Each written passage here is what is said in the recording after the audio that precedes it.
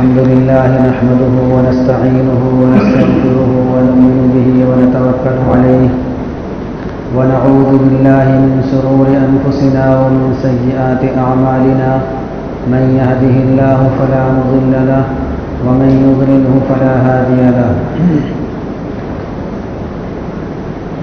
ونشهد أن لا إله إلا الله وحده لا شريك له ونشهد أن سيدنا ومولانا محمدا عبده ورسوله أما بعد فأعوذ بالله من الشيطان الرجيم بسم الله الرحمن الرحيم والفجر وليال عشر والشفع والوتر صدق الله العظيم.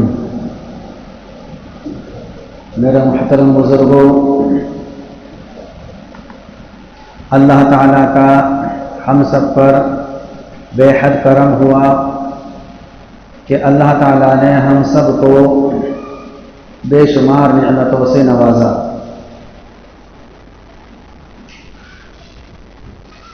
اور اللہ تعالیٰ کا ہم سب پر یہ بھی احسان ہوا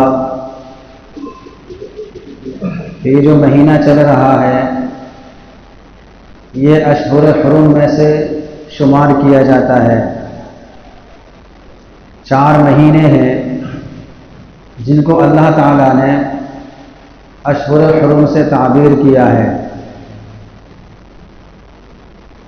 ذی قعدہ، ذی الحجہ، محرم اور رجب، یہ 4 مہینے ہیں جو بہت زیادہ مبارک مہینے ہیں، بہت برکتوں والے مہینے ہیں. ان مہینوں میں اگر کوئی شخص عبادتوں کا اہتمام کرتا ہے تو پورے سال اللہ تعالیٰ اس کو عبادتوں کی توفیق مرحمت فرما دیتے ہیں. اور اگر کوئی شخص ان مہینوں میں اپنے آپ کو گناہوں سے محفوظ کر لیتا ہے، گناہوں سے بچا لیتا ہے، تو اللہ تعالیٰ باقی مہینوں میں بھی اس کو گناہوں سے بچنے کی توفیق مرحمت فرما دیتے ہیں. اور اگر کوئی شخص ان مہینوں کے اندر گناہوں کا ارتکاب کرتا ہے تو جس طریقے سے یہ مہینے فضائل والے مہینے ہیں، برکتوں والے مہینے ہیں، اسی طریقے سے ان مہینوں میں گناہ کا وبال اور سزا بڑھ جاتی ہے اور سخت سے سخت اس کا وبال ہوتا ہے. اس لیے ہم سب کو چاہیے کہ ان مہینوں کی بہت زیادہ قدر کریں. اور ان 4 مہینوں میں بھی سب سے برکت والا مہینہ یہ مہینہ ہے جو آنے والا مہینہ ہے، ذی الحجہ مہینہ، حج والا مہینہ. اور اس مہینے میں بھی پہلا جو عشرہ ہے یہ بہت ہی برکتوں والا عشرہ ہے. اس عشرے میں حج کے ارکان بھی ادا کیے جاتے ہیں اور قربانی کا اہم فریضہ بھی انجام دیا جاتا ہے. اس لیے احادیث مبارکہ میں اللہ کے نبی صلی اللہ علیہ وسلم نے اس عشرے کے بارے میں ایک فضیلت یہ بیان فرمائی کہ کوئی نیک عمل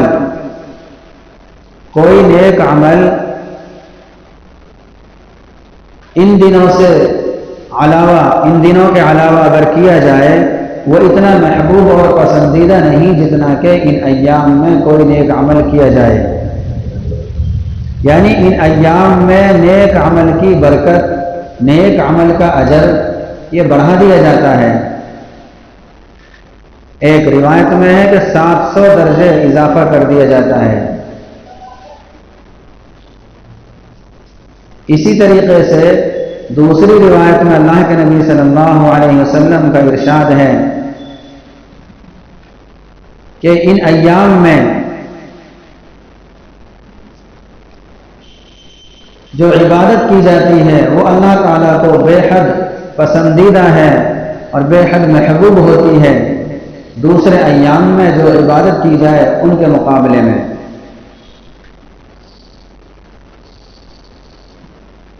اس لیے یہ جو عشرہ آ رہا ہے یہ بہت قیمتی عشرہ ہے، اس کی ہمیں قدر کرنی چاہیے۔ اللہ کے نبی صلی اللہ علیہ وسلم نے ارشاد فرمایا، یہ جو عشرہ ہے پہلی تاریخ سے 9 تاریخ تک،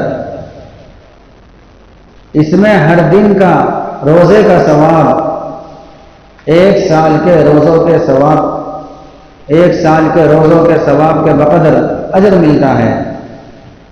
یعنی اگر کوئی شخص 1 دن کا روزہ رکھے گا گویا کہ اس نے 1 سال کے روزے رکھ لیے، پہلی تاریخ سے 9 تاریخ تک۔ لیکن نویں ذی الحجہ جس کو ہم یوم عرفہ بھی کہتے ہیں، اس دن کے روزے کی فضیلت الگ ہے کہ اس دن کا روزہ اگر کوئی شخص رکھے گا، اللہ کے نبی صلی اللہ علیہ وسلم کا ارشاد ہے کہ 2 سال کے گناہ اس کے معاف کر دیے جائیں گے، 1 سال پچھلا 1 سال آئندہ۔ قرآن کریم میں بھی اس عشرے کی فضیلت بیان کی گئی۔ جو صورت اور جو آیتیں میں نے آپ حضرات کے سامنے تلاوت کی ہیں، ان میں اللہ تعالیٰ نے یہی قسم کھا کر بیان فرمایا ہے، والفجر، قسم ہے فجر کی۔ فجر سے مراد عید کے دن کی فجر ہے۔ ولیال عشر، اور 10 راتوں کی قسم ہے۔ اللہ تعالیٰ قسم کھا کر بیان فرما رہے ہیں۔ اللہ تعالیٰ کسی بھی چیز کی جب قسم کھاتے ہیں اس سے مقصود ان چیزوں کی عظمت کو بیان کرنا ہوتا ہے۔ اور جگہ بھی اللہ تعالیٰ نے قسم کھائی ہے، والتین والزیتون، قسم ہے تین کی، قسم ہے طور کی بھی قسم کھائی ہے، زیتون کی قسم کھائی۔ تو ان کی عظمت کو بیان کرنا مقصود ہوتا ہے، ورنہ اللہ تعالیٰ کے لیے قسم کھانے کی ضرورت نہیں۔ اللہ تعالیٰ کے قسم کھانے کا مطلب یہ نہیں ہوتا کہ بات کو پختہ کیا جا رہا ہے۔ جیسا کہ ہم جب قسم کھاتے ہیں تو ہماری قسم کا مقصد یہ ہوتا ہے کہ ہم بات میں 100% سچے ہیں، اس لیے ہم قسم کھا رہے ہیں، گویا کہ ہم نے اپنی بات کو پختہ کر دیا۔ لیکن جب اللہ تعالیٰ کسی چیز کی قسم کھاتے ہیں تو اس کا مقصد یہ ہوتا ہے کہ اللہ تعالیٰ اس کی عظمت کو بیان کرنا چاہتے ہیں۔ تو اللہ تعالیٰ نے قسم کھائی، والفجر ولیال عشر والشفع والوتر، قسم ہے جفت کی، قسم ہے طاق کی۔ جفت کہتے ہیں جوڑ والے کو، مثلا 2 4 6 8 10، اور طاق کہتے ہیں بے جوڑ عدد کو، بے جوڑ گنتی کو، 3 5 7، اس کو بولتے ہیں طاق۔ تو جفت سے مراد یہاں پر عید الاضحیٰ کا دن ہے، اور طاق سے مراد یوم عرفہ ہے، یعنی 9ویں تاریخ۔ تو اللہ تعالیٰ نے ان چیزوں کی قسم کھا کر بتا دیا کہ یہ عظمت والے ایام ہیں، یہ برکت والے ایام ہیں، ان میں اپنے آپ کو عبادتوں میں لگانا چاہیے۔ ایک حدیث میں ہے کہ ان ایام میں راتوں کو عبادت کرنا ایسا ہے جیسا کہ شب قدر میں عبادت کرنا، دن کا روزہ ایسا ہے جیسا کہ پورے سال کا روزہ رکھ لیا، پورے سال کے گناہ معاف ہو جاتے ہیں۔ لیکن جہاں اس طریقے کی فضیلت آتی ہے کہ اس عمل کرنے سے اتنے گناہ معاف ہو گئے، اتنے گناہ معاف ہو گئے، ان سے مراد گناہ صغیرہ ہوتے ہیں، اس لیے کہ گناہ کبیرہ کے بارے میں یہ علماء کا متفقہ فیصلہ ہے کہ گناہ کبیرہ بغیر توبہ کے معاف نہیں ہوتے۔ جب تک انسان اپنی اپنے زبان سے دل سے متوجہ ہو کر توبہ نہیں کرے گا، اس وقت تک اللہ تعالیٰ اس کے گناہوں کو معاف نہیں کرے گا۔ لیکن یہ جو اعمال ہیں ان کے ذریعے سے اللہ تعالیٰ گناہ صغیرہ کو معاف فرما دیتے ہیں۔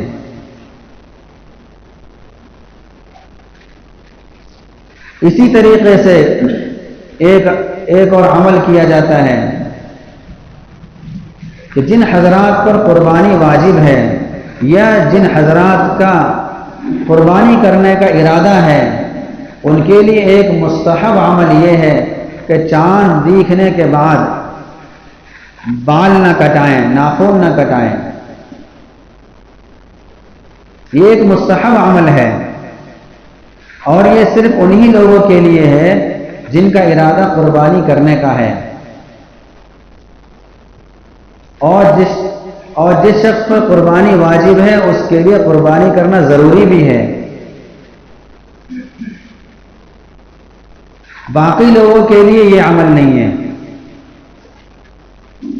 ایسا سننے میں آتا ہے کہ بعض حضرات جن پر قربانی واجب بھی نہیں ہے اور قربانی کرنے کا ارادہ بھی نہیں ہے، وہ حضرات بھی اس کا اہتمام کرتے ہیں، تو ان کے لیے کوئی فضیلت نہیں ہے۔ فضیلت ہے ان لوگوں کے لیے جن پر قربانی واجب ہے۔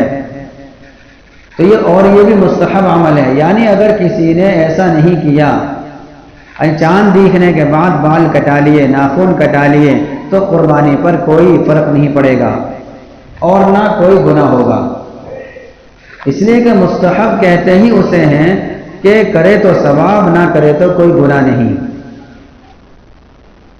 بہرحال کرنا چاہیے، ثواب کی چیز ہے، لیکن اگر کسی وجہ سے نہیں کیا یا اسی طریقے سے غیر ضروری بال کاٹنے کا وقت آ گیا اور یہ ایام چل رہے ہیں، یعنی یہ عشرہ چل رہا ہے جو ابھی شروع ہونے والا ہے، اور جسم کے اندر جو غیر ضروری بال ہوتے ہیں ان پر مدت پوری ہو گئی، 40 دن مکمل ہو گئے، تو اب ان کا کاٹنا ضروری ہے۔ عید کا انتظار نہیں کرنا چاہیے۔ یہ نہیں کہ ابھی تو یہ ایام چل رہے ہیں، عید کے بعد جب قربانی ہم کر لیں گے اس کے بعد ہم اس عمل کو انجام دیں گے، ایسا نہیں۔ اگر ایسا کرے گا تو یہ گناہگار ہوگا، چونکہ یہ مستحب پر عمل کرنے کی وجہ سے مستحب کی رعایت میں ایک واجب کو چھوڑ رہا ہے۔ اس لیے یہ بھی غلط فہمی ہم اپنے ذہنوں سے نکال لیں کہ غیر ضروری بال کے اگر صاف کرنے کا وقت آ رہا ہے تو ایام کچھ بھی چل رہے ہوں، اس فریضے کو ہم انجام دے لیں، اور یہ مستحب عمل ہے۔ یہ کوئی ضروری عمل نہیں ہے، کرے گا تو ثواب، نہ کرے گا تو کوئی گناہ نہیں، اور یہ اس کے لیے ہے جس پر قربانی واجب ہے اور جس کا ارادہ قربانی کرنے کا ہے۔ یہ میں جو بار بار کہہ رہا ہوں جس کا ارادہ قربانی کرنے کا ہے، یہ اس وجہ سے کہہ رہا ہوں کہ بعض وہ حضرات جن پر قربانی واجب نہیں وہ بھی قربانی کرتے ہیں، اچھی بات ہے، کرنا چاہیے، تو یہ اس کے لیے بھی یہ فضیلت ہے۔ یعنی اگر وہ اس عمل کا اہتمام کرے گا، چاند دیکھنے کے بعد بال نہیں کٹائے گا، ناخن نہیں کٹائے گا، تو اس کو بھی ثواب ملے گا۔ اور یہ جو عمل مستحب ہے، یہ اس وجہ سے ہے چونکہ ان ایام میں حج ادا کیا جاتا ہے، اور احرام کی حالت میں اللہ تعالیٰ کی طرف سے بہت ساری پابندیاں لگائی گئی ہیں، ان میں سے ایک پابندی یہ بھی ہے۔ اسی طریقے سے جو حجاج حج کرنے کے لیے جاتے ہیں، اللہ تعالیٰ کی طرف سے ان کو یہ حکم ہے کہ وہ قربانی کریں۔ ایک تو یہ عمل اور ایک قربانی کا عمل، اللہ تعالیٰ نے یہ دو عمل ایسے رکھے ہیں کہ دنیا کا ہر مسلمان صاحب وسعت ان دو عملوں کو کر کے حجاج کے ساتھ فریضہ حج میں شریک ہو سکتا ہے۔ وہ بھی اس عمل کو کر رہے ہیں، ہم بھی اس عمل کو کر رہے ہیں، ان کے لیے تو کرنا ضروری ہے۔ احرام کی حالت میں جو پابندی لگائی گئی ہے اللہ کی طرف سے ان پر عمل کرنا ضروری ہے، نہیں کرے گا تو دم واجب ہو جائے گا۔ لیکن یہ عمل اللہ تعالیٰ نے پورے عالم میں بسنے والے مسلمانوں کے لیے مستحب بنا دیا کہ اگر کوئی کرے گا تو ثواب ملے گا، نہیں کرے گا تو کوئی گناہ نہیں ہوگا۔ حاجیوں کے ساتھ ایک طرح سے شرکت ہو جائے گی عمل میں۔ اسی طریقے سے قربانی یہ بھی ہر مسلمان کے لیے جو صاحب وسعت ہے، صاحب نصاب ہے، اللہ تعالیٰ کی طرف سے اس کے لیے قربانی کرنا واجب ہے۔ اور یہ یادگار ہے حضرت ابراہیم علیہ السلام کی کہ ابراہیم علیہ السلام کو اللہ کی طرف سے 3 دن لگاتار خواب دکھائی دیا کہ میں اپنے بیٹے حضرت اسماعیل کو ذبح کر رہا ہوں۔ قرآن کریم کے اندر سورہ صافات میں اس کا بیان ہے، فَلَمَّا بَلَغَ مَعَهُ السَّعْيَ، کہ جب ابراہیم علیہ السلام تھوڑے بڑے ہو گئے، روایت میں آتا ہے کہ ان کی عمر 13 سال تھی، ایک روایت میں 7 سال، یعنی ان کو شعور آ گیا۔ اللہ کی طرف سے خواب میں ان کو دکھائی دیا کہ میں اپنے بیٹے کو ذبح کر رہا ہوں۔ انی ارا فی المنام انی اذبحک فانظر ماذا ترى۔ تو ابراہیم علیہ السلام نے طے کر لیا کہ میں اس خواب کو پورا کروں گا، چونکہ نبی کا خواب بھی وحی ہوتا ہے۔ لیکن اس سے پہلے انہوں نے چاہا کہ میں اپنے بیٹے کو اعتماد میں لے لوں اور اس کو اطمینان دلا دوں۔ بیٹے سے تذکرہ کیا کہ انی ارا فی المنام، کہ میں خواب میں کیا دیکھ رہا ہوں کہ میں تم کو ذبح کر رہا ہوں۔ فانظر ماذا ترى، تم سوچ لو تمہاری کیا رائے ہے۔ وہ بھی ابراہیم علیہ السلام کے بیٹے تھے اور بعد میں نبی بننے والے تھے۔ انہوں نے فوراً کہہ دیا کہ آپ نے جو خواب میں دیکھا ہے، جو آپ کو خواب میں حکم دیا گیا ہے، آپ اس کو پورا کریے، آپ مجھ کو صبر کرنے والوں میں سے پائیں گے۔ ستجدونی انشاءاللہ من الصابرین، کہ انشاءاللہ آپ مجھ کو صبر کرنے والوں میں سے پائیں گے۔ تو بہرحال جب خواب کو پورا کرنے کے لیے آپ علیہ السلام اپنے بیٹے کو لے کر چلے ہیں اور مینا جب پہنچے، مینا پہنچنے سے پہلے شیطان نے ورغلایا، تو حضرت ابراہیم علیہ السلام نے اس شیطان کو کنکریاں ماری ہیں۔ 3 مرتبہ ایسا کیا ہے حضرت ابراہیم علیہ السلام نے۔ آج حاجی لوگ جا کر وہاں کنکریاں مارتے ہیں۔ یہ عمل بھی اللہ تعالیٰ کو اتنا پسند آیا کہ رہتی دنیا تک کے لیے حاجیوں پر ضروری قرار دے دیا۔ اور جب وہاں جا کر حضرت اسماعیل علیہ السلام کو لٹایا ہے، خیال یہ پیدا ہوا کہ کہیں ایسا نہ ہو کہ چھوٹا سا بچہ ہے بدک جائے یا مجھے ترس آ جائے۔ تو حضرت اسماعیل علیہ السلام کی آنکھوں سے پٹی باندھ دی۔ فلما اسلما وتلہ للجبین، کہ جب دونوں تیار ہو گئے، دونوں نے اللہ کے حکم کو مان لیا، مان تو پہلے سے ہی رہے تھے لیکن اب اس عمل کو کرنے کے لیے بالکل تیار ہو گئے۔ وتلہ للجبین، تو ان کو پیشانی کے بل لٹایا اور چھری پھیرنا شروع کر دیا۔ لیکن اللہ کی طرف سے حکم یہ تھا چھری کو کہ اسماعیل کا بال بھی نہ کٹ جائے، رواں تک نہ کٹے۔ اتنے میں ہی اللہ کی طرف سے ندا آئی، وَنَادَيْنَاهُ أَن يَا إِبْرَاهِيمُ، کہ ہم نے ابراہیم کو پکارا، قَدْ صَدَّقْتَ الرُّؤْيَا إِنَّا كَذَلِكَ نَجْزِي الْمُحْسِنِينَ، کہ آپ نے خواب کو سچ کر کے دکھا دیا۔ ہم نے جو خواب میں حکم دیا تھا وہ حکم کو پورا کرانا مقصود نہیں تھا بلکہ امتحان لینا مقصود تھا۔ آپ اس امتحان میں کامیاب ہو گئے۔ اور پھر حضرت ابراہیم علیہ السلام کے پاس ایک مینڈا بھیجا، بہت خوبصورت، اور حکم ملا کہ آپ اس کو ذبح کریں۔ آپ نے جب اس مینڈے کو دیکھا تو آپ نے تکبیر پڑھی جو ہم ان دنوں میں پڑھیں گے، جن کو تکبیر تشریق کے نام سے یاد کیا جاتا ہے۔ تو ابراہیم علیہ السلام نے اس کو ذبح کیا اور اس کے جو سینگ تھے، 2 سینگ تھے، بڑے خوبصورت تھے، خانہ کعبہ میں ان کو لٹکا دیا گیا۔ اللہ کے نبی صلی اللہ علیہ وسلم کے زمانے میں بھی تھے، بعد میں خانہ کعبہ پر حالات آئے ہیں، اس وقت وہ سینگ بھی ختم ہو گئے۔ تو کہنے کا مقصد یہ ہے کہ اس مہینے میں جو آنے والا مہینہ ہے، اس کا جو پہلا عشرہ ہے بہت برکتوں والا عشرہ ہے۔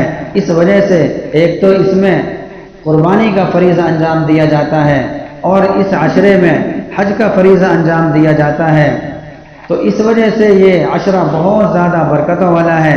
ایک روایت میں ہے کہ رمضان کے بعد سب سے مبارک ایام یہ ذوالحجہ کا پہلا عشرہ ہے۔ اس لیے ہم سب کو چاہیے کہ ہم آنے والا جو عشرہ ہے اس کی ہم قدر کریں اور اپنے آپ کو خوب عبادتوں میں لگائیں اور گناہوں سے اپنے آپ کو بچائیں، اس لیے کہ اگر ہم اپنے آپ کو عبادتوں میں لگائیں گے تو اللہ تعالی ہمیں پورے سال عبادت میں اپنے آپ کو لگانے کی توفیق مرحمت فرما دیں گے، اور اگر ہم گناہوں سے اپنے آپ کو بچائیں گے تو اللہ تعالیٰ پورے سال ہم سب کو گناہوں سے بچا دیں گے۔ اور اسی طریقے سے رات کو جتنا ہو سکے 10 منٹ 20 منٹ آدھا گھنٹہ 1 گھنٹہ تہجد کے وقت میں یا عشاء کے بعد وقت نکال کر اللہ کے سامنے تھوڑا سا وقت ضرور لگائیں۔ پوری رات لگانے کے لیے نہیں کہا جا رہا، پوری رات اگر کوئی لگائے تو بہت اچھی بات ہے، 10 راتیں ہیں کوئی زیادہ نہیں ہے، لیکن اگر 10 راتوں کا پوری رات میں جاگنا نصیب نہ ہو تو کم سے کم 9 تاریخ یعنی یوم عرفہ جس کو کہا جاتا ہے اس رات کا تو اہتمام کر لینا ہی چاہیے، ورنہ تھوڑا تھوڑا تو ہر رات میں ضرور اہتمام کیا جائے، اپنے گناہوں کی معافی چاہی جائے۔